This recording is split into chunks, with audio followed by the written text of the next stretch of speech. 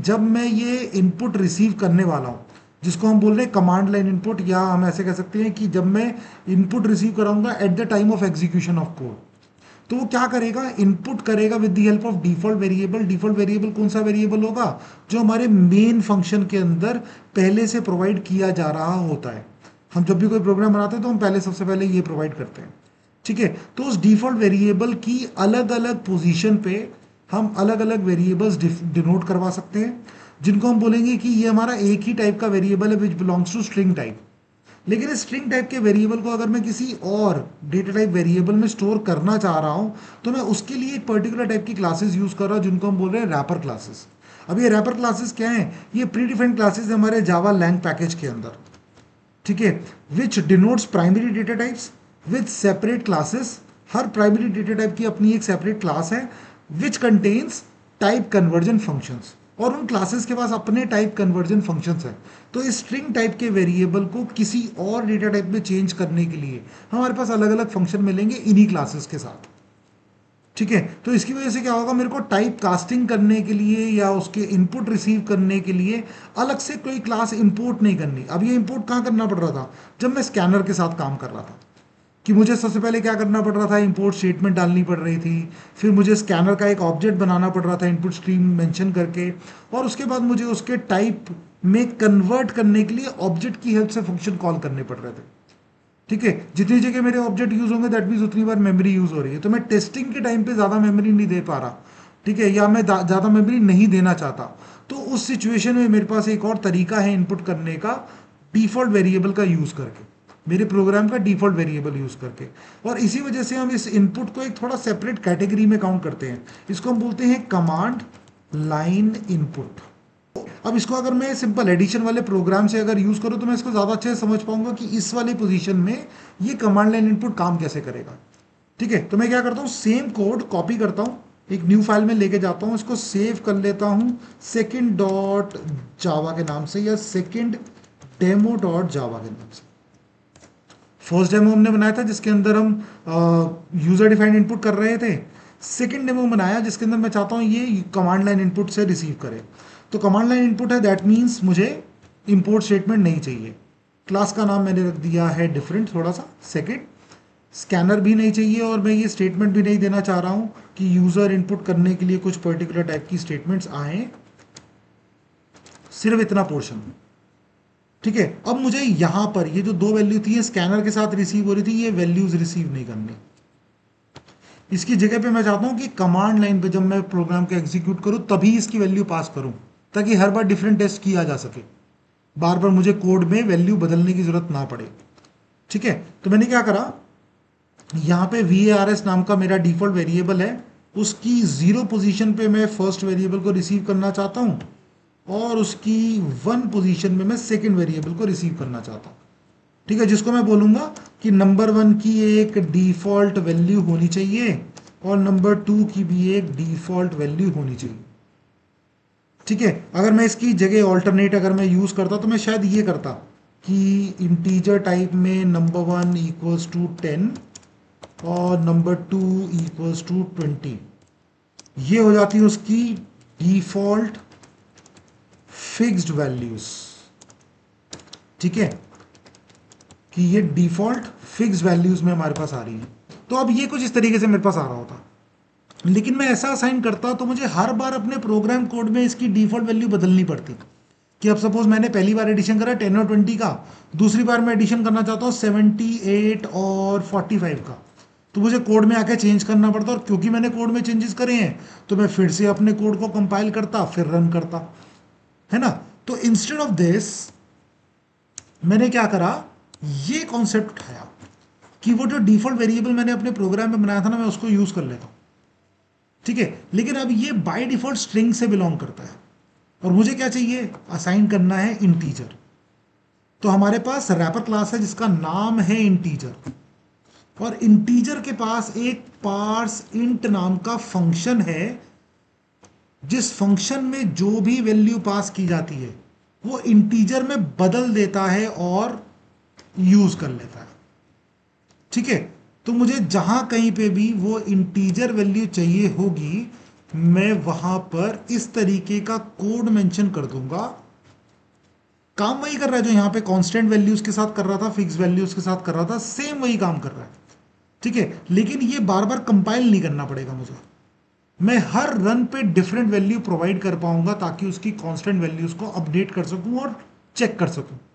ठीक है, ऑल्दो मैं अभी ये सिर्फ एडिशन के लिए यूज कर रहा हूं, लेकिन ये टेस्टिंग किस पर्पस के लिए होगी, जैसे मैंने एग्जांपल लिया था कि लाइक फैक्टोरियल की एक इनिशियल वैल्यू आती है फैक्ट इक्वल्स टू 1। ठीक है, वो ना करनी पड़े मुझे, उसकी जगह पे फैक्ट इक्वल्स टू 2 पे क्या होगा, 0 पे क्या होगा, 5 पे क्या होगा, ऐसा चेक करने के लिए अगर मुझे चाहिए हो, ठीक है, तब मैं यूज करता हूँ इस तरीके के प्रोग्राम को। लेकिन अभी फॉर अ स्टार्ट हम क्या कर रहे हैं, उसको सिर्फ एक एडिशन करने के पर्पज से यूज कर रहे हैं। ठीक है, ताकि हम समझ सके कि कमांड लाइन इनपुट कैसे काम कर रहा है। तो मैं यूज करता हूँ अपने कमांड लाइन पे। तो मैं कमांड लाइन पे गया, मैंने यहाँ पे रन करा javac second demo dot Java, compile किया, कंपाइलेशन हो गया। अब मुझे जब कोड को रन करना तो मैं क्या करता हूँ, जावा स्पेस सेकेंड।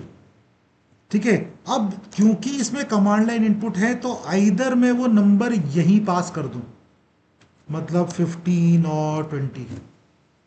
ठीक है, तभी वो काम करेगा। अदरवाइज अगर मैंने सिर्फ क्लास को रन किया और एंटर किया तो मुझे एक एरर दिखा रहा है। ठीक है, एरर क्या दिखा रहा है कि उसको पता है कि आप एरे के साथ काम कर रहे हो, तो उसने कहा कि जावा के लैंग पैकेज में एक पर्टिकुलर टाइप का एरर है, एक्सेप्शन है, जिसका नाम है array index out of bounds exception. कि एरे के जितने इंडेक्सेस रिक्वायर्ड थे प्रोग्राम को, उतने इंडेक्सेस आपने कंप्लीट नहीं करे। ठीक है, और फिलहाल के लिए वो क्योंकि लाइन वाइज चलता है, तो उसने पहली लाइन में प्रॉब्लम दिखाई कि पहली लाइन में दिक्कत आ रही है, मतलब जीरो पोजीशन पे वैल्यू नहीं आई। मतलब जावा के सेवंथ लाइन ऑफ कोड में, सेवंथ लाइन ऑफ कोड मतलब यहां इसको वैल्यू नहीं मिली। ठीक है, तो इसलिए वो मुझे एरर दिखा रहा, तो मैंने क्या करा, चलो ठीक है, जावा सेकेंड स्पेस 10, मतलब जीरो पोजीशन पे वैल्यू दे दी। अब जैसे मैंने एंटर किया तो मुझे क्या दिखा रहा है, एक्सेप्शन है मेन थ्रेड के अंदर अगेन। अब की बार कहाँ आ रहा है, वन इंडेक्स पे एरर आ रहा है कि उसको अब वन इंडेक्स पे वैल्यू नहीं मिली है। मतलब जावा के प्रोग्राम में 8 नंबर के कोड पे, मतलब यहाँ 8 नंबर के कोड पे यहाँ मिसिंग हो गया कुछ। ठीक है, तो मैंने क्या करा, दूसरी जगह भी वैल्यू दे देता हूँ, 10 तो एक जगह दे ही रखा था, 20 दे देता हूँ। ठीक है, अब उसकी दोनों रिक्वायरमेंट्स कंप्लीट हुई और उन दोनों रिक्वायरमेंट्स को वो प्रोग्राम पे यूज कर पाया। ठीक है, अब मुझे प्रोग्राम में अगर चेंजेस करने के, सपोज ये 10 और 20 के साथ नहीं चेक करना था, मुझे मुझे किसी और वैल्यूज के साथ चेक करना था, तो मुझे प्रोग्राम को दोबारा से एडिट करके फिर से कंपाइल करने की जरूरत नहीं पड़ने वाली। मैं सिर्फ क्या करूंगा, दोबारा से अपने कोड पे जाऊंगा, ठीक है, और अपने जावा सेकेंड के बाद सिर्फ उन वैल्यूज को बदल दूंगा जो एग्जीक्यूशन के टाइम पे डिफॉल्ट में प्रोवाइड होनी चाहिए।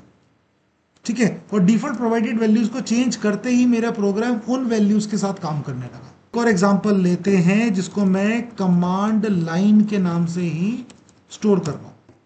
ठीक है, मैंने यहाँ पे एक क्लास बनाई जिसका नाम रखा कमांड, और यहाँ पे मेन फंक्शन रखा, और उसके बाद मैंने रखा कि मुझे क्या करना है, कैलकुलेट करना है, सपोज वही फैक्टोरियल कैलकुलेट करना है। ठीक है, तो मुझे क्या चाहिए, इंटीजर टाइप का एक फैक्ट नाम का वेरिएबल जिसकी इनिशियल वैल्यू 1 है। ठीक है, और उसके बाद एक फॉर लूप चाहिए जो इंट आई इक्वल्स टू 1 से शुरू होगा, लेस देन इक्वल्स टू हमारे पास एक पर्टिकुलर नंबर तक चलेगा, और लेट्स से नंबर को मैं फिक्स कर देता हूँ कि नंबर की एक वैल्यू है 5। ठीक है, कि मुझे हर बार 5 का ही फैक्टोरियल चेक करना है, और आई इंक्रीमेंट। अब इस टाइम पे क्या होगा, fact equals to fact multiply by I, हर बार वैल्यू में चेंज हो, फैक्टोरियल कैलकुलेट करे, और जब कैलकुलेट कर ले तो सिस्टम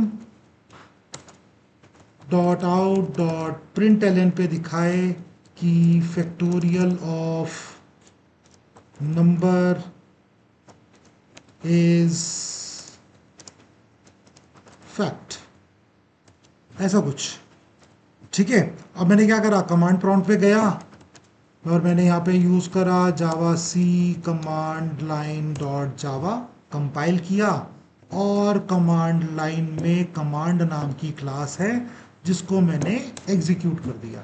तो उसने दिखाया factorial of 5 is 120 which is by calculation correct.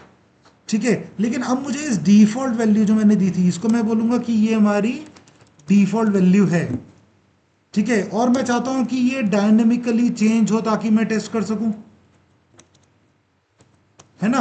अब टेस्टिंग करने के लिए मुझे बार बार क्या करना होगा, मुझे हर बार इसकी वैल्यू जीरो से ट्राई करके देखनी है सपोज, तो मैं जीरो करूंगा, कंपाइल करूंगा, रन करूंगा ताकि रिजल्ट का डिफरेंस देखूं।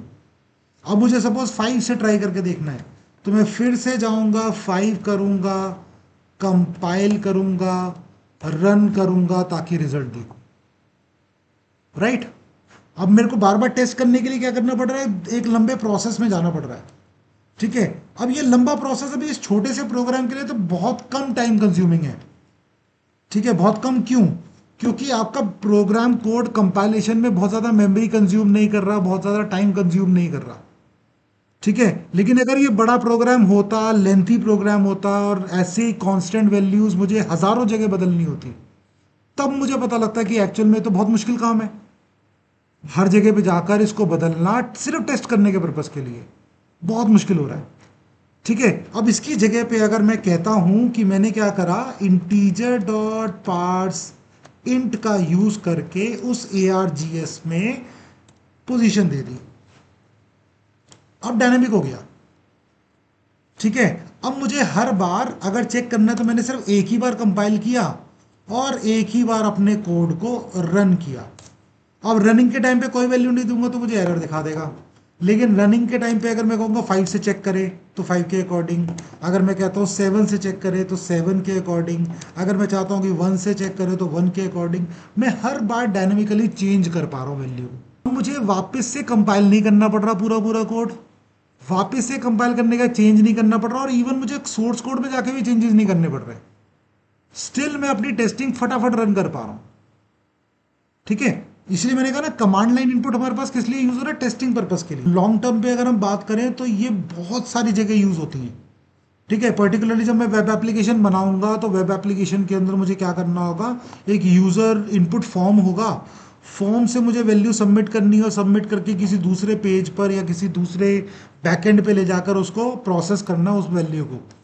ठीक है, तो ये वैल्यू जो ट्रांसफर होने वाली है इधर URL के थ्रू या HTTP के थ्रू ट्रांसफर होने वाली है, तो वहां वैल्यू रिसीव करने के बाद उसको इंटीजर में चेंज करना है या फ्लोट में चेंज करना है, वहां मुझे रैपर क्लासेस की जरूरत पड़ेगी। ठीक है, at that point of time मुझे रैपर क्लासेस पता होनी चाहिए कि ये क्या काम कर रही है। ठीक है, अदरवाइज मैं कंसोल पे काम कर रहा हूं तो मैं टेस्टिंग पर्पस के लिए यूज कर रहा हूं। ठीक है, तो रैपर क्लासेस हमारी वो प्री डिफाइंड क्लासेस हैं जो जावा लैंग पैकेज के अंदर आती हैं फॉर प्राइमरी डेटा टाइप्स। ठीक है, जो आपके प्राइमरी डेटा टाइप्स है कौन कौन से, byte, short, int, long, float, double, ये सारे जितने भी हमारे डेटा टाइप्स हैं। ठीक है, इन सारे डेटा टाइप्स के लिए हमारे पास एक पर्टिकुलर इंडिविजुअल क्लास हमारे पास बिल्डअप हो रखी है, और ये जो क्लास होती है ये क्लास कंटेन करती है कुछ ऐसे फंक्शंस जिससे आइदर टाइप कन्वर्ट किया जाता है, एक टाइप से दूसरे टाइप में बदला जा सकता है। ठीक है, या फिर उन टाइप से रिलेटेड कोई कैलकुलेशन या कुछ वैल्यू फेच करने का काम अगर करना हो, ठीक है, तो वो सारा कुछ उन क्लासेस के अंदर, उन फंक्शंस के अंदर डिफाइंड है। ठीक है, 90% केसेस में ये जो रैपर क्लासेस होती हैं, इन क्लासेस के जो फंक्शन हैं वो स्टैटिक फंक्शंस हैं, मतलब they are called by their class name directly. ठीक है, और रैपर क्लासेस या हम लैंग पैकेज को कह सकते हैं कि लैंग पैकेज के अंदर हमारे पास 90% जो वैल्यूज हैं वो आइदर यूनिवर्सल है, ठीक है, मतलब ओवर रिडन फंक्शन की तरह जहां पे भी उसको यूज करोगे उसके साथ यूज हो जाएगा जिस किसी क्लास के साथ। ठीक है, या फिर वो उनकी ही पर्टिकुलर क्लास नेम के साथ यूज होंगे। तो अभी तक हमने लैंग पैकेज में जो कुछ भी देखा, जैसे system dot in, system class का इनपुट फंक्शन रिसीव करने के लिए यूज हो रहा है, तो हमेशा सिस्टम डॉट इन के साथ यूज होगा, सिस्टम इंपोर्ट नहीं होगा फिर भी यूज होगा। ठीक है, system dot out system class के अंदर आउटपुट स्ट्रीम के लिए यूज हो रहा है, आउटपुट डिस्प्ले करने के लिए। अगेन इसको भी अगर मैं काउंट करूं तो मुझे इंपोर्ट नहीं करना पड़ता, लेकिन जब भी मैं यूज करूंगा system dot out dot print LN से ही काम होगा, या system dot out dot print से ही काम होगा।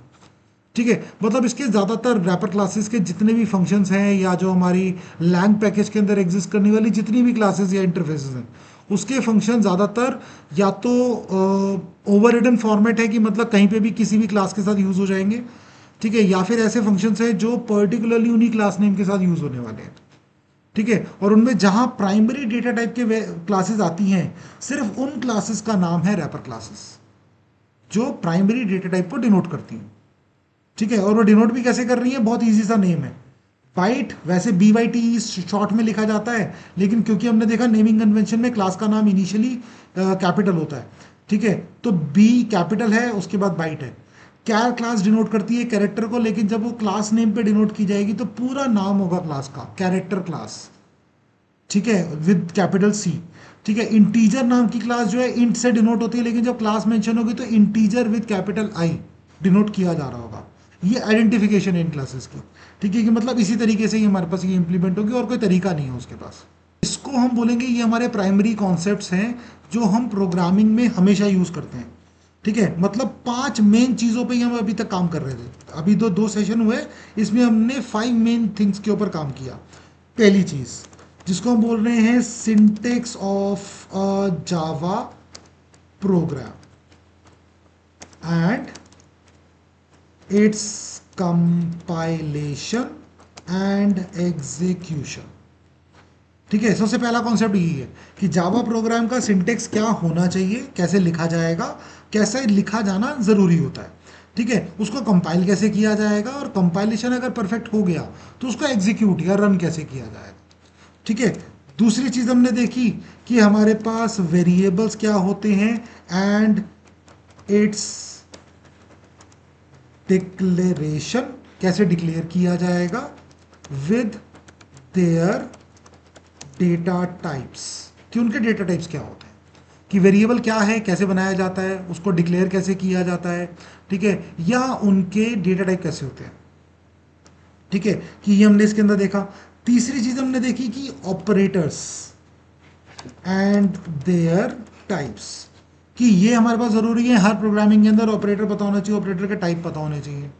ठीक है, चौथी चीज हमने देखी यहाँ पे जिनको हम बोलते हैं इनपुट एंड आउटपुट ऑपरेशंस। ठीक है, कि चौथा टाइप जिसके अंदर हम उसको कह रहे हैं कि इनपुट कैसे होगा, आउटपुट कैसे दिखाया जाएगा। तो इसके अंदर हमने एक इंपॉर्टेंट चीज़ यहाँ पे देखी कि टाइप्स ऑफ इनपुट हैं एंड टाइप्स ऑफ आउटपुट भी हैं। ठीक है, अब टाइप्स ऑफ इनपुट में हमने देखा कि हमारे पास जब भी मैं इनपुट की बात करूंगा तो हमारे पास दो तरीके के इनपुट है, एक जिसको हम बोल रहे हैं कमांड लाइन इनपुट, और दूसरा जिसको हम बोल रहे हैं यूजर डिफाइंड इनपुट। ठीक है, कि इन दो तरीके से इनपुट किया जा सकता है। और जब मैं बात कर रहा हूँ आउटपुट की, तो हमारे पास आउटपुट के लिए या तो हम कह सकते हैं जावा फंक्शंस हमारे पास आते हैं, जैसे कि प्रिंट फंक्शन या प्रिंट एलन फंक्शन। ठीक है, कुछ ऐसे फंक्शन है जो मैंने लास्ट एग्जांपल में भी यूज़ करा था कि अगर मुझे सी लैंग्वेज की तरह आउटपुट दिखाना है तो हम उनको यूज़ कर सकते हैं। मतलब इनहेरिटेड फंक्शंस भी हैं हमारे पास आउटपुट के लिए, जैसे प्रिंटफ नाम का फंक्शन सेम वैसे ही काम करता है जैसा सी लैंग्वेज में प्रिंटफ करता है। ठीक है, या फिर हमारे पास एक फॉर्मेट नाम का भी फंक्शन है, वो भी सेम प्रिंटफ की तरह काम कर रहा होता है। ठीक है, इन तरीके से हम आउटपुट डिस्प्ले करा सकते हैं। ठीक है, जिसमें से मेनली अगर मैं काउंट करूँ तो जावा के साथ जब मैं काम करूँ तो मैं पर्टिकुलरली इनका यूज़ करूँगा। ठीक है, ऑल्दो मैं अगर चाहूँ तो प्रिंटफ या फॉर्मेट फंक्शन के साथ भी वैसा ही आउटपुट जनरेट करवा सकता हूँ जो मैं नॉर्मली यूज़ कर रहा हूँ सी या सी लैंग्वेज के अंदर। ठीक है, फॉर एग्जांपल मैंने अभी जो कमांड लाइन इनपुट में आउटपुट देखा था, मैं इसको प्रिंट एफ में डिनोट करता हूँ। तो प्रिंट एफ में देने का मतलब क्या है कि यहाँ इंटीजर आएगा मतलब मॉड्यूलस डी, यहाँ भी एक इंटीजर आएगा मतलब मॉड्यूलस डी, और उसके बाद मैं मेंशन करूंगा कि यहाँ नंबर डिनोट हो रहा है और यहाँ फैक्ट डिनोट हो रहा है, ऐसा कुछ। ठीक है, तभी मैं सी लैंग्वेज की तरह यूज़ कर पाऊंगा। और अगर मैं कमांड प्रॉम्प्ट पे जाता हूँ और मैं दोबारा से अपनी कमांड लाइन प्रोग्राम को कंपाइल करता हूँ और रन करता हूँ विद सम डिफॉल्ट वैल्यू, तब भी वो मुझे आउटपुट दिखा रहा है, सेम सेम प्रोसेस। ठीक है, फैक्टोरियल के बाद मुझे लाइन चेंज करनी है तो मैं यहाँ पे बैकस्लैश एन कर दूंगा। ठीक है, ताकि कंपाइल किया, रन किया और लाइन चेंज करके दिखाए। ठीक है, तो ऐसे आउटपुट भी मैं यहाँ पे यूज़ कर पा रहा हूँ। ठीक है, मतलब ओवरऑल अगर मैं काउंट करूँ तो ये 5 मेन चीज़ें हैं जिसकी वजह से जावा प्रोग्राम काम करता है।